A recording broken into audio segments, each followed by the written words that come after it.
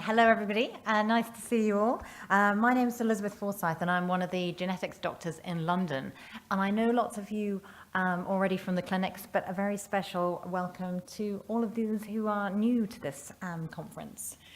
So I'm a genetics doctor, but today I'm not going to talk about genetics at all. But I am going to tell you why I'm really excited about exercise and the brain. And I'm not talking about Sudokus or crosswords or anything like that. I'm talking about physical exercise. But before I do that, I'm going to take you back about 10 years when a small group of people with BBS took part in a study to try and understand a bit more about the brain in BBS and whether there was a difference between people who have BBS and people who don't have BBS.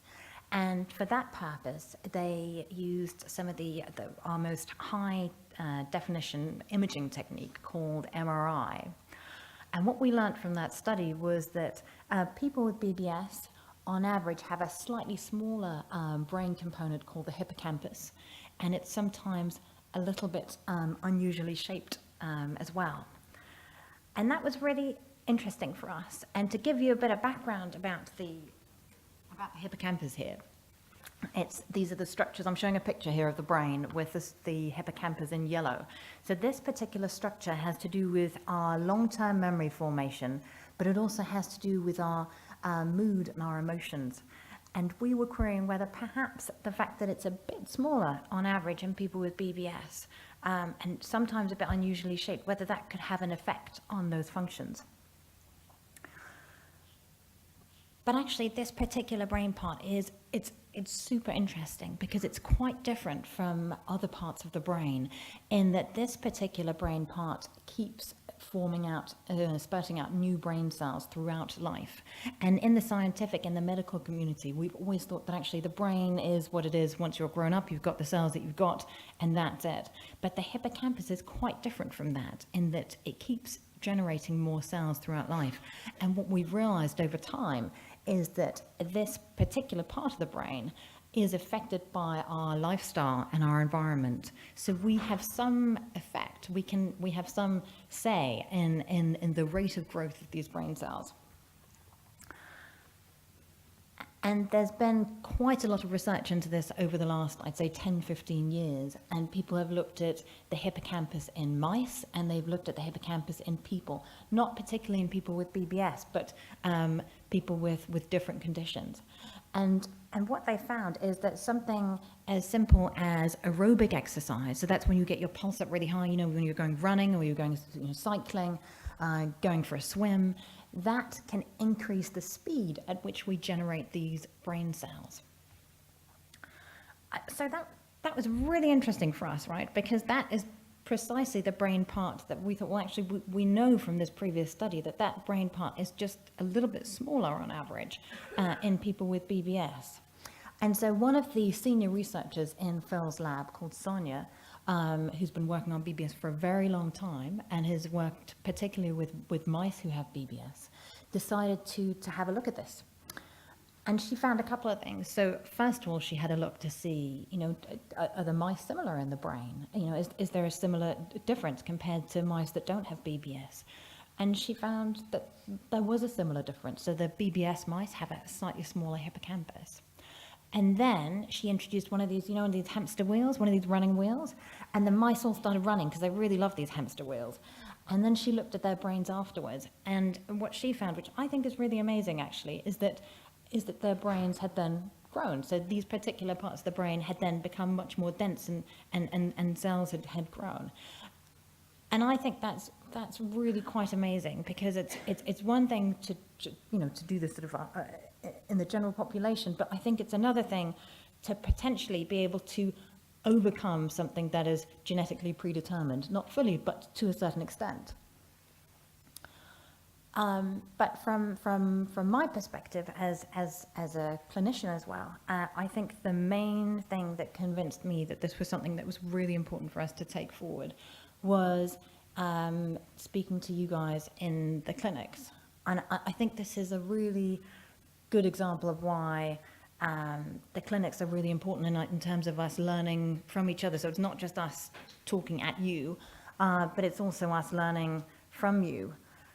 And I remember a couple of years ago sitting in clinic and talking to a set of parents in Great Ormond Street Hospital, and one of the mums was saying to me, you know, I just have to tell you that my child has started this really fantastic physical activity program with, I think, an occupational therapist. And she said, and what I've noticed is that she's got much better physical skills, which is brilliant, but also she's now doing better at school, and we've noticed some changes in her behaviour. And she said, and I just want to let you know because I think it's a really good program. And so I wrote down the name of this program, and I thought, wow, you know, that sounds great. I'm going to look it up. And then I think it was one of the next clinics, I saw another set of parents, and another parent said to me, you know, I have to tell you about this really great program we're doing, this exercise program. And I thought, I know exactly which one this is. And it turned out it was a different program. But what they were reporting was a similar kind of finding. And they were saying, well, it's not just the physical side of things that's got better, but it's also concentration and behavior and so on. And so I thought, well, that sounds kind of great, right? And then I started asking about it a little bit more actively in the clinics, and I spoke to Phil Beals and to Kath Sparks about it. And actually, Phil had noticed this some years prior, and so we sat down, had a chat, and decided that we wanted to take this forward and do something about it and bring exercise into the picture. So this is where we're at now. We started running, in September, we started running a small pilot study. So that's a preliminary study to get more evidence to do this on a bigger scale and to get some more information. And what we're doing is we've got 16 children from Great Ormond Street Hospital, from the clinics from Great Ormond Street Hospital, and they are either in what we call our intervention group. And you can see from my little cartoon here that the intervention group have a personal trainer. That's this little other cartoon here. They see a personal trainer once a week, and hopefully that inspires them to do more exercise as well. And then we've also got our control group, and these people continue with their normal exercise, but don't have a personal trainer. And we see them once at the beginning, where we do a fairly comprehensive assessment. So we do the high-tech imaging, the MRI scanning of the brain, where we look at the hippocampus, but we also look at other structures in the brain. We do a fitness test because we want to find out whether there's a change over time. And we also do what we call a hippocampal memory assessment. And what that is, in effect, is it's a game that we do on a tablet where people have to remember pairs of pictures or pairs of words. And so after people have had the intervention or a similar time has passed for the control group, we see them again and we do the same assessment again to see if there's been a change. And I think I said we started in September. We are now getting to the point where we're starting our assessment 2. Different people have started at different times, and we'll be finishing in September this year. So I haven't got the results yet. But obviously what we're hoping for here is that we will find that the people who are doing the exercise intervention on the whole will have a slightly bigger part of that part of the brain bit called the hippocampus, but that also their memory might be slightly better. And the idea is, of course, that we want to take this forward and do this on a bigger scale.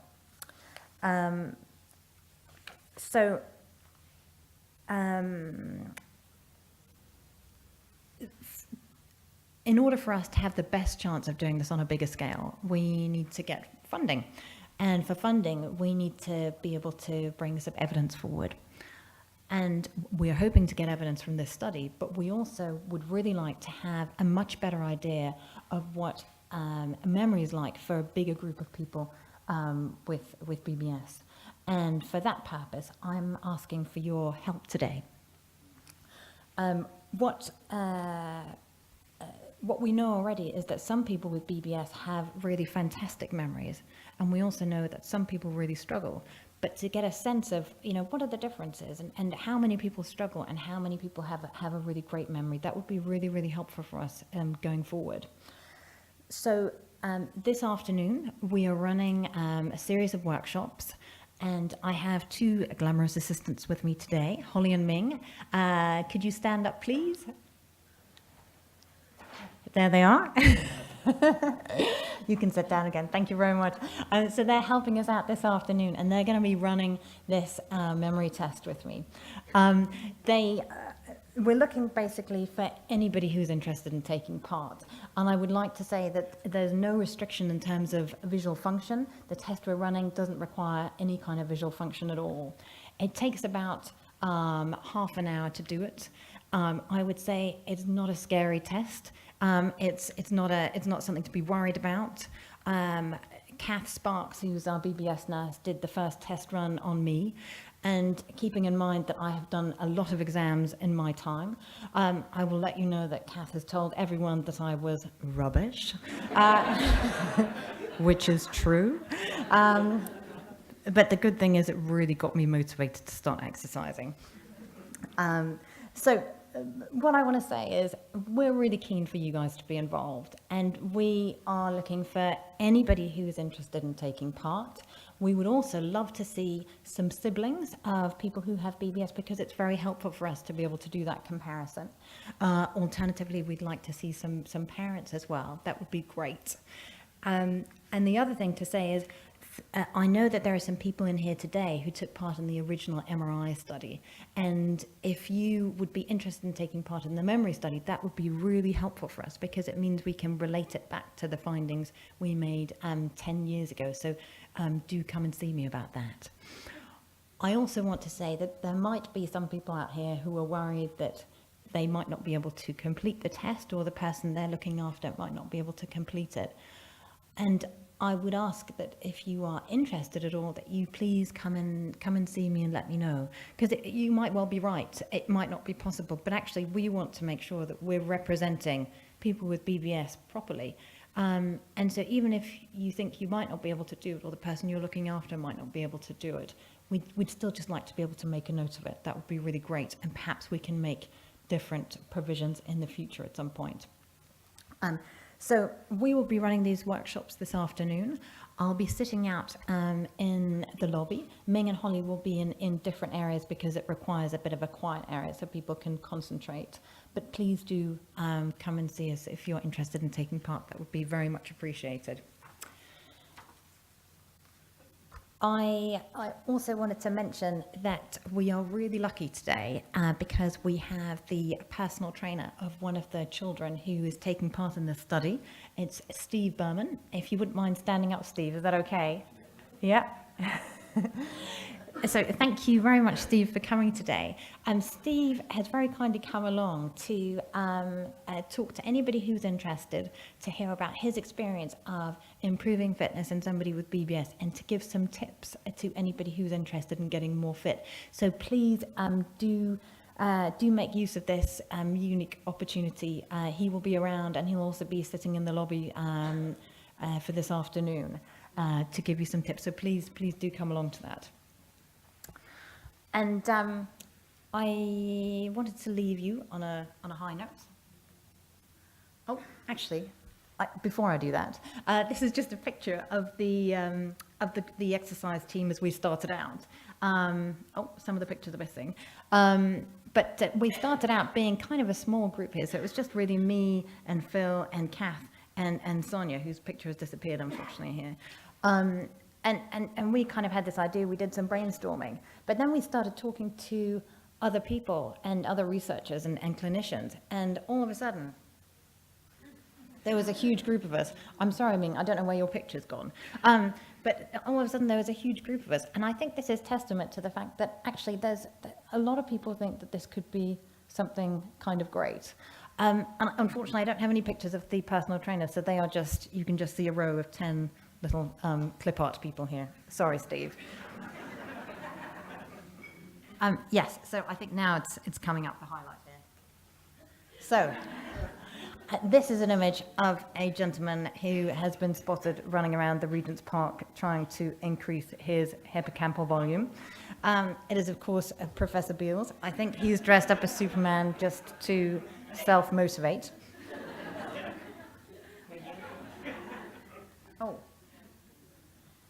Oh, and unfortunately, it's missing.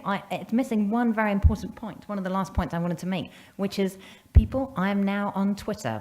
I'm at, is it at? I'm not very tech savvy. I'm at Jean Dr. Elizabeth, and I have tweeted this morning live from the conference. So do follow me. And the last thing I wanted to say was the Northampton Hilton does have a gym. So if you are really excited about this, you can start today, and maybe I'll see you there later. Okay.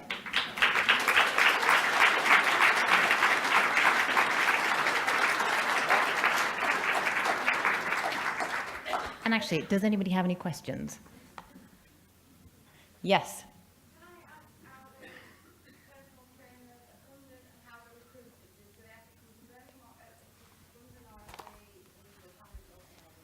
Yes. So we're just doing this, as I said, as a very small pilot study at the moment, and we have pooled funding from various sources, but small bits of funding at the time being. And the personal trainers don't come to London. What we found was that, oh, my time is nearly up, sorry, Carrie, but we can talk about it afterwards. What we found was that it works best if it was in the local area, right? So they are people from the local gyms, local to the people who are recruited into the study. And we've got 2 physiotherapists who are working on this and have been in contact with the gyms to try and identify trainers who have experience and have the interest in taking part in supporting our people. Yeah. Can I take one more question? Yeah, okay, I'm allowed. Yeah.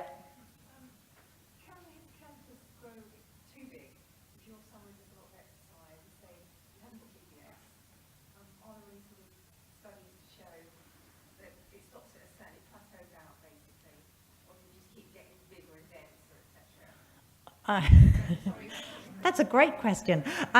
Well, I have not come across any studies that suggested that the hippocampus grew too big or that anybody's brain exploded in any way. I think I think you are safe from the hippocampal point of view. You are safe to just go ahead and give it your best. Okay. Yeah.